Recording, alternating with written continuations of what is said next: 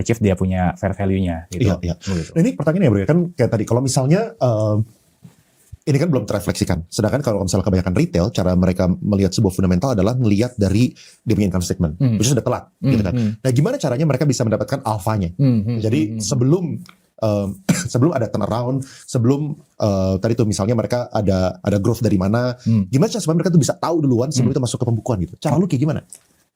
Due diligence. Kayak apa tuh maksudnya? Due diligence itu ya memang mungkin kalau my style itu ya gue akan cari tahu ke company-nya, baik itu mungkin melalui IR atau itu pun melalui ke level atas gitu ya. Jadi gue akan coba cari tahu sebenarnya growth story mereka ke depan tuh akan seperti apa. Nah itu kalau misalkan itu belum dimasukkan ke dalam buku, menurut gue itu sesuatu yang orang banyak juga belum tahu, ya kan? Kalau misalkan udah masuk ke dalam buku ya orang juga udah tahu gitu kan. Nah, jadi maksud gue due diligence ini memang proses yang penting ya untuk kita bisa dapat alpha di market gitu. Nah ya itulah intinya sih memang banyak bergaul. Nah, gue pengen nanya nih bro, ada gak sih orang-orang ya, misalnya nih emiten gitu ya, yang kan kalau misalnya nanya-nanya, soalnya kan orang gue rasa ya banyak orang yang belum punya kesempatan ketemu sama emiten, kalau misalnya lagi berdiskusi ngomong kayak gini, lu beli ini harga 500 kan, gue bakal bawa ke 4.000 gitu. Oke. Ada gak sih yang ngomong emiten tuh yang ngomong kayak gitu, atau lu tuh biasanya ngegalinya lebih ke arah mana? Gitu? Enggak, gue nggak ke sana. Gue lebih ke arah kayak, oke, bisnis lu sekarang apa, terus growth story ke depan apa, ya kan? Oh, growth story kita ke depannya kita bakal ada ini. Udah sampai mana prosesnya? Jangan-jangan Omdo doang nih, ya kan? Oh, ini kok udah ada, ya kan? Kayak SPK-nya atau apa gitulah. Jadi kayak gue butuh sesuatu yang lebih dari sekedar ucapan gitu loh. Nah, jadi maksud gue proses itunya sih yang gue akan perdalam loh. Nah, untuk lu memvalidasi story-nya dia gitu. Misalnya dia bilang, oke, kita punya plan buat akuisisi ini atau kita penjualannya bakal naik. Nah, gimana cara lu memverifikasi itu?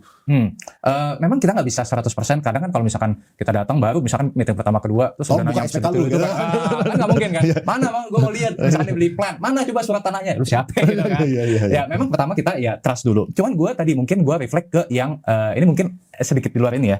Tapi mungkin gue bless itu dengan gue bisa menilai orang itu omdo atau enggak. Nah itu dari cara ngomongnya, bahasa tubuhnya, intonasi suaranya itu sih yang mungkin agak susah dijelasin. Karena gue ngeliat kadang kalau misalkan dia ngomongnya terlalu berapi-api, gue malah takut.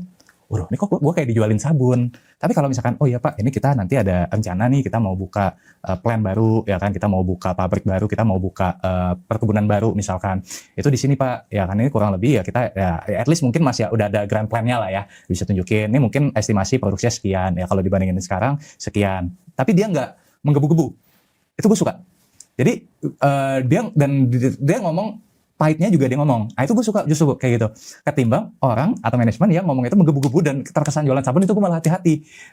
Kalau dan sebenarnya gitu, menariknya adalah emiten-emiten yang bos-bosnya ya, kebanyakan tuh nggak bisa jualan saham.